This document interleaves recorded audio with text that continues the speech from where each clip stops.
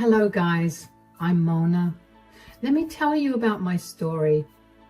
I started as a simple housewife after marrying my husband Ian. We met through a dating site and instantly fell in love. I was in a really dark place when we first met. I had just lost my mother in a bad accident and was taking care of my severely injured father while working a small job. Ian came into my life and showered me with care and affection. I thought it was all real. My dad too loved him like his own son. None of us knew back then that Ian would turn out to be a horrible man. The incident that I'll talk about happened much after my father passed away. Ian and I had already gotten married by then. Ian was working a decent job but also trying to establish his own business. His father, Jeremy, also had a business, but Ian never wanted to be a part of it. It was Ian's dream to have $1 million business that he would completely build from scratch. My father actually helped him out with a lot of money so that he could start his own company. Actually, you can say that my inheritance was cut in half because of the money my father gave him. He had really loved Ian and thought that he would make me happy. But fate had other plans. I quit my job and stayed at home after our marriage. It was actually Ian who insisted on me leaving my job. He said, "Your father is getting sicker, Mona. You need to be around him more." "I don't know how I'll handle everything, Ian. I have to go to work, take care of our home and take care of my father as well. It's honestly draining me." "Why don't you just quit your job? I can support us." "Really? You would do that? Won't that be a problem?" "No, Mona, it won't be a problem. My father-in-law is helping me build my own business. The least I can do is to make sure he gets to spend as much time with you as possible." Back then, Ian's sweet gesture had warmed my heart. We had multiple discussions and in the end agreed that it would be okay if I left my job. It's allowed me to have more time with my father and I'm still grateful for that. But I had failed to realize that Ian wasn't the man I thought he was. He changed into a different man after my father died. He started to yell at me for small things and didn't even show affection anymore. I was already drowning in sorrow and he was of no help. Back then, I thought that all the stress was from Ian trying to establish his business. He was quite close to launching it after my father died, so I blamed it all on work pressure. Instead of relying on him for comfort, I decided to do something nice for him. On the day of his office inauguration, I decided to throw him a party. He didn't want me at the office inauguration, so I decided to just have a surprise party at home to show him how proud I was of him for working so hard. Guys, I had meticulously planned this party and did my level best to surprise my husband. He was busy preparing to launch this business and I wanted to reward him for that. I had noticed that he had become a little distant from me, but I chalked it up to him being busy with the business, so I ignored that red flag and happily went on to make a huge arrangement for a surprise party. I invited all our close friends and family members. I personally went to several vendors to get the best supplies for everyone. I put in a lot of effort and wanted to do something special for my husband. I sometimes wish I wouldn't have wasted my time like that. I did manage to arrange a grand party, but I never expected to be turned into a fool on that very day. On the day of the party and office inauguration, I told my husband that he needed to come home soon. He was very irritated and didn't even want to talk to me. I did my job and worked around the house quietly while he got ready to go to work. When he was almost done with breakfast, I said, "Honey, you need to come home early today. Please come home as soon as the office inauguration is done." "I don't have lots of free time to come home early, Mona. I have things to do and a business to run." "I know that, Ian. You're working very hard and I can see that. You know I won't ask you for anything unreasonable. Well, you're being unreasonable right now. I am a busy man, so you can't just expect me to come home whenever you demand. It's just one day, Ian. Can't you do this for me? It's inauguration day anyway, so you won't have a lot of work. You are asking me to sacrifice my work to come home early for you? Have you ever stopped to think about what puts food on your plate? No. Why would you care?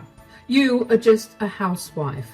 I guess it's wrong for me to expect you to care when all you can do is make demands. I'm not demanding anything, Ian. It's a simple request. I never ask you to sacrifice work for me. It's something important. That's why I'm asking you to come home early. Fine, I will come early. Now, can you please shut up and let me have my breakfast in peace? You don't have anything to do, but I will be slaving my butt off at work. At least let me eat in some silence. Ian seemed even more irritated than before when I started to talk. His tone was extremely bad and his mood wasn't all that great either. The way he spoke to me and dismissed me really hurt my feelings. He even gave me a little lecture about how I don't know what he goes through because I was a housewife. It was demeaning, but I let it go. I had a habit of letting things go because I was in love with my husband. I didn't want to lose him, so I kept my head down and did whatever he wanted me to do. I'm sure any woman in my shoes would have been extremely offended and even started a fight with their husband that morning. Now that I think back on it, I definitely should have fought with him. At least that way, I wouldn't have been a complete doormat to him. But what I did that morning was shut my mouth and let my husband have his breakfast in peace. I did exactly what he wanted. He was already in a bad mood and I didn't want to make him any angrier. Ian ate in silence and left in silence as well. I didn't bother him anymore. To be honest, I did feel very hurt at the way Ian spoke to me. I knew very well that he was being snarky and said some really disrespectful things to me, but I pushed everything to the back of my mind. There was a party that needed to be hosted and I couldn't afford to be distracted that day, so I ignored my own feelings and concentrated on the party instead. I had planned to speak to Ian privately a day after the party to address some issues that had arisen in our relationship. I stupidly thought that he would understand and try to be more mindful. And with that false hope in mind, I put on a happy face and made the final arrangements. The party started at the house even before Ian had arrived. The plan was to decorate our backyard and have everything arranged after Ian left for work. The vendors did charge me a lot for last-minute preparations, but I paid out of pocket for it. I was using my dad's inheritance and wasn't taking any of Ian's money. I think I should make that clear here. Anyway, the guests arrived along with my father-in-law, Jeremy. He was appreciating my party planning skills when I heard Ian pull up to the house. I quickly went to get the door and welcomed Ian inside. He seemed to be still a little irritated, but didn't say anything as I led him to our backyard. Everyone yelled, "Surprise!" and cheers went up all over the place. Ian just looked at everything very stoically and then turned to me to say, "What is this? Did you arrange this?" "Yes, it is a surprise party that I arranged for you, Ian." "Why?" "Wait, don't tell me you're pregnant. Oh God, that would be the worst news ever." "What? No, I'm not pregnant, Ian. This is just a celebratory party for your business, Ian. Why did you react so negatively to it?" For a moment, I thought you would spring some kind of pregnancy news on me. Thank God you weren't able to trap me so easily. The way Ian was talking was starting to sound alarm bells in my head. He was really concerned I would end up revealing some pregnancy news to him. He was afraid that the party was a way to announce that he would be a father. What was exceptionally bizarre was that he was scared to have a child with me. He also said that my having a child would mean he would be trapped. Those sentences did not make sense coming from my own husband. I was a little shaken by his words and didn't know what to say, so all I could say was, "What do you mean, Ian? How would getting pregnant be bad news for you?" "You getting pregnant will definitely be bad news for me because of what I had planned to do today." "What have you planned to do, Ian? I don't know anything about it." "Well, looks like you are not the only one who arranged the surprise. I hate to have to do this publicly, but I see no other way now. Here, these are for you." Ian handed me a bunch of papers right in front of everyone. I was really confused and looked down to see what those papers were about. I didn't have to read far to know what Ian had handed me. My eyes went wide with shock and I started to shake a little. I looked at Ian in disbelief and desperately wanted him to tell me this was a prank or a joke. However, Ian was stone-faced, looking at me like he was annoyed by my very presence. His voice gave it away when I said, Are these divorce papers?" "Can't you read, Mona? Of course they're divorce papers." But why, Ian? What happened? Why would you want to divorce me?" "Why would I want to divorce you? Are you really asking me that? Answer me first, Mona. Why should I stay married to you in the first place? I have literally no reason to stay married to you." "What are you talking about, Ian? We love each other. That's why we got married in the first place." Ian started to laugh when I said that. I was horrified by his reactions. I even started to softly cry when I realized that he wasn't joking about the divorce papers. My mind was a mess and I didn't even notice what the guests' reactions were.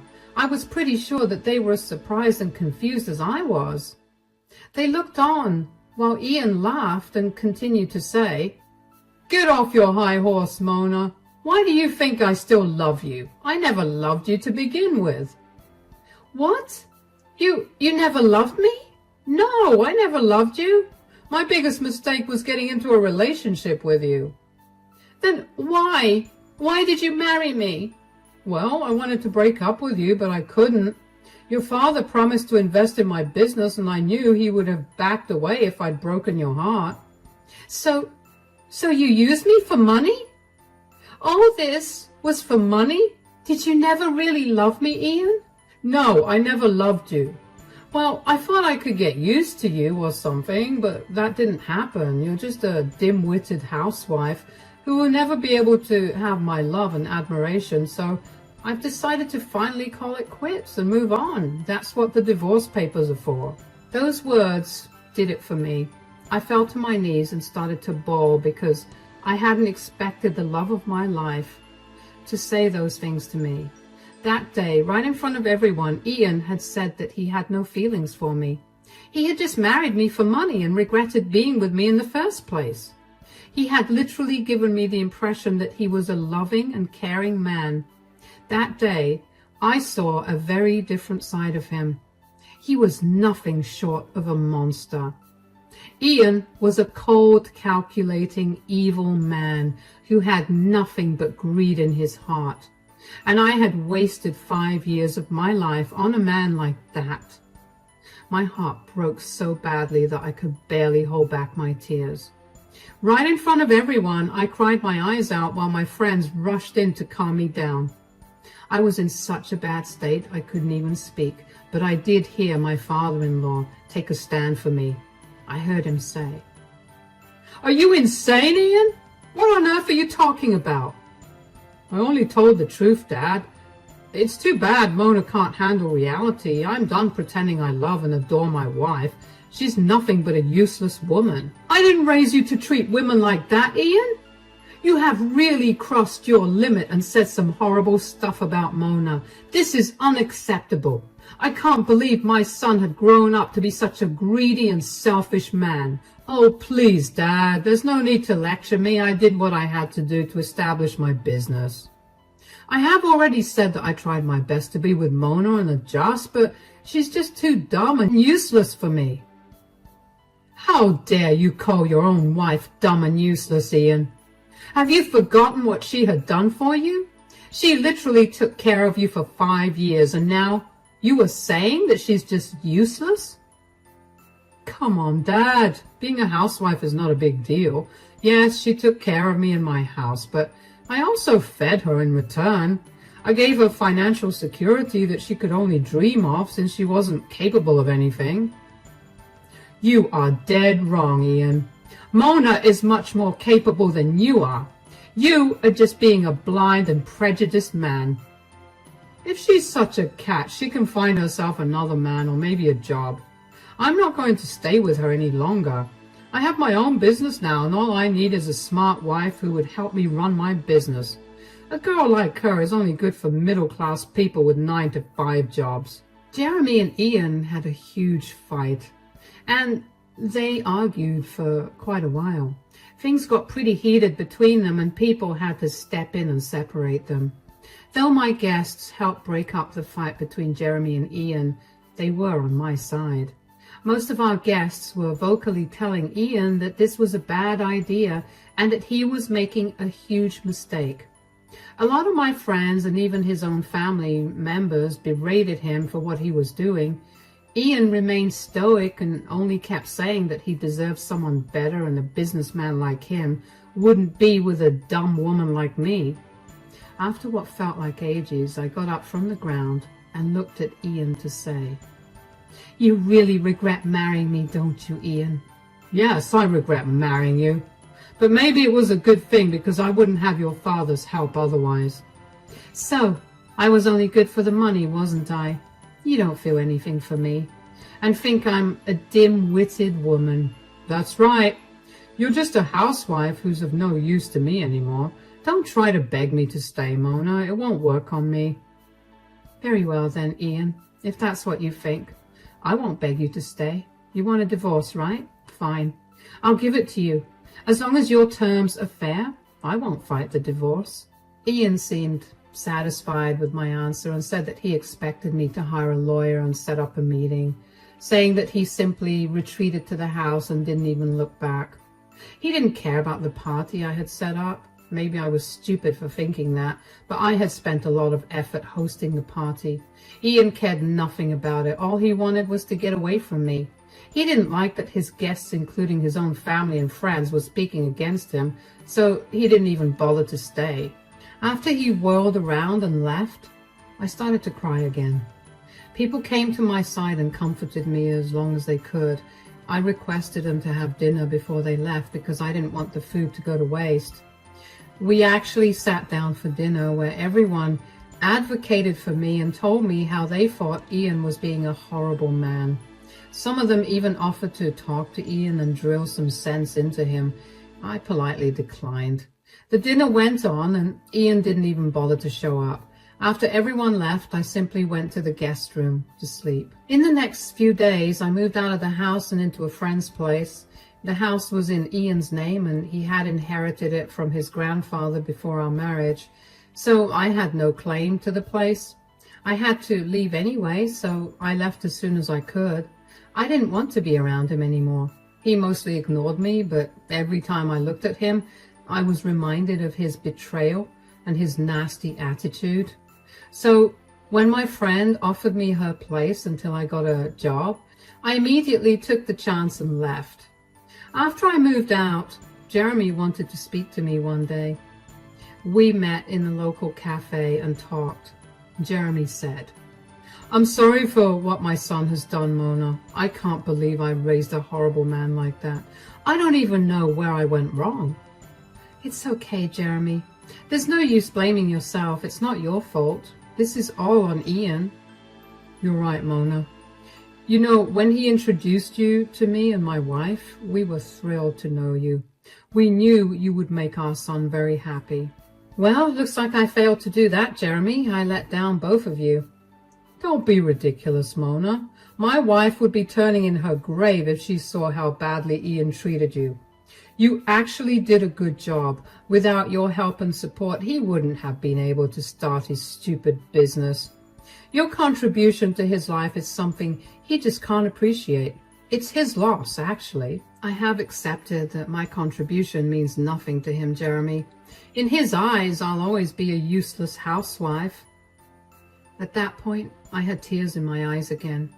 I don't know why I cried for a nasty man like Ian. Maybe I was just crying for my own hurt self. You might think that I don't have any self-esteem, but that's not true. I knew I had been disrespected. Those tears were for my innocent self, who thought she could have a happy life with Ian. Seeing tears in my eyes again, Jeremy's face softened and he said, "Do you want me to speak to Ian again, Mona? I can do that, you know. Maybe I'll call some of his friends and family and make him see that he's wrong." "No, Jeremy. I really appreciate your help, but I don't want that. I can't forget what he said to me. Jeremy, I think it's better for me to move on." "So, you're dead set on a divorce?" "Yes. This is the only way. I don't want to be shackled to a man who doesn't want me. I will figure out something for myself." "Well, I can help you with that, but you have to promise you won't deny help." "Do you really want to help me, Jeremy? What will you do?" "I've been doing some thinking, and I want you to come work for me." I was a little taken aback by what my father-in-law said. If I had heard him correctly, he was telling me that he would like me to come and work for him. Jeremy actually had his own business, so that's how he was able to offer me a job. But it was still absurd to me. I said, "You are offering me a job? But why?" "Because I see potential in you, Mona." "I still don't understand why, Jeremy. I'm just a housewife with very little experience in any field of work. Why would you want to hire me?" "As I said, Mona, I see a lot of potential in you. I know that you dropped out of college after your mom's death because you had a hard time coping with your grief." How did you know?" "Your father and I had become good friends, you know. He used to share everything with me. He really wanted you to go back to college and explore your skills. I think you should do that now. And I will help you too." Jeremy explained his plan to me in detail about how I could be able to get my life back together. I was a little surprised that he knew about me going to college. I usually don't tell people that because I was ashamed of dropping out when my mental health got bad. Ian also played into this insecurity of mine and often reminded me how I was lazy and dumb for dropping out of college, so I never told people about it. It was my father who told Jeremy and even expressed his wish for me to go back to college. I hadn't really considered that since I was content being a housewife. However, recent events have made it clear to me that it's not a good idea for me to depend on anyone. Besides, I really wanted to prove a point. I was really angry and hurt over Ian's words and wanted to do something to make him regret doing this to me.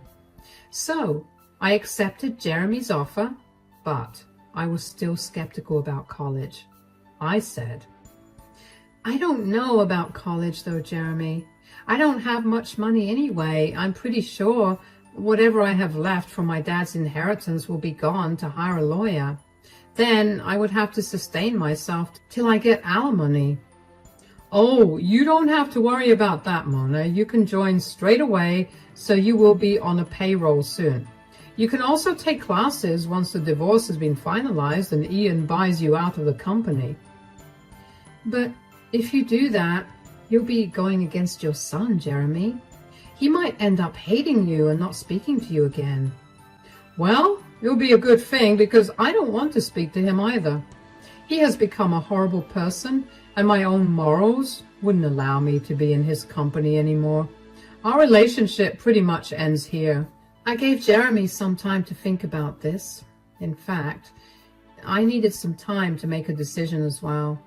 In the end, we decided to go ahead with our plan. I started to work at Jeremy's company while also preparing for a divorce.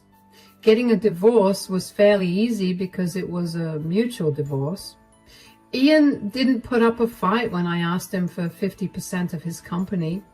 He had plenty of money stashed away from his last job because he had been planning to leave me for a while. Since Ian's company was in its infancy, Ian thought it would be the best time to buy me out. He was confident that his business would make big profits, and when that happens, the money he spent on me wouldn't matter. Anyway, the divorce happened in the next 8 months. Ian and I didn't stay in contact. He did get to know about my new job in his dad's company. He had made a rude comment about how I can only get a job through charity and will always work under someone. The comment would later come to haunt him. 3 years passed and I started to slowly take over Jeremy's business. I went to college with the money I got from my divorce. After completing my degree in business studies, I started to take active control of Jeremy's company at his insistence. By then, he had been completely cut off from Ian, who didn't want him around anyway. I guess he was a little ashamed that his father ran a small business, and that's why he never wanted to take over his father's company in the first place. Anyway, he had really put a lot of time and money into his company, but it didn't quite work as he had planned. His company was sinking and he was actually deep in debt. It was fairly public news. I knew about it, and I used that opportunity to show him how wrong he was about me. Ian and I ran into each other at a business conference. He was stunned to see me and said, "Hey, Mona, nice to see you after so long." "Hello, Ian. It really has been a long time since I've seen you." "I guess you're here to represent my dad's company?" "Well, it's actually my company as well. I own 50% of the company now. He's planning to retire soon and will be giving me the rest of his shares as a gift." "Oh, that's great news, Mona. I can't believe my dad's company has grown so much these past few years." "Yep. We have opened multiple stores across the state. We have major plans for expanding it further." "I see. You have done well for yourself, Mona. Everyone has been praising you, and even Dad tells everyone how much you have helped him to expand his company." "You can definitely say that, Ian. I remember how you called me a dim-witted housewife. I guess the tables have turned now, haven't they?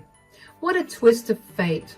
Somehow your dumb ex-wife made it with your father's small business, but your business is on its last leg." Ian actually looked away in shame as I said that. When he approached me at the conference, his entire demeanor was different. Gone was his obnoxious attitude. Instead, he seemed excited to see me. Too bad it did nothing for me. I was just there to remind him of what he did to me and how wrong he was. His own father chose to leave me half of his company because he wanted me to be the sole owner, since I had put in the effort. He didn't want to leave anything to his worthless son, who had looked down on his father's business. Ian, in his delusion, had not only lost a wife who loved him, but also his father who supported him. Now, the business he had dreamed about was failing as well, so he actually didn't have much to say when I confronted him again. He mumbled an apology and left in shame. After that night, Ian tried to get in touch with me. He wanted us to try again and help him recover his business from failing completely. I laughed at him and rejected both of his requests. Ian had not changed even a little, so I didn't feel any pity for him when his company finally went down. Due to his poor management of finances, he was drowning in debt, and even with the sale of his company, he couldn't get out of it, so he had to file for bankruptcy in the end. He is working a 9-to-5 job again after all these years. Meanwhile, I have gained full ownership and control of Jeremy's company. He has retired, but helps me out with advice sometimes. Today, I'm actually known as an eminent businesswoman in my city. Although I wasn't able to establish a $1 million company with Jeremy's help, I did prove my worth to my ex and the world. I also hope I made my father proud.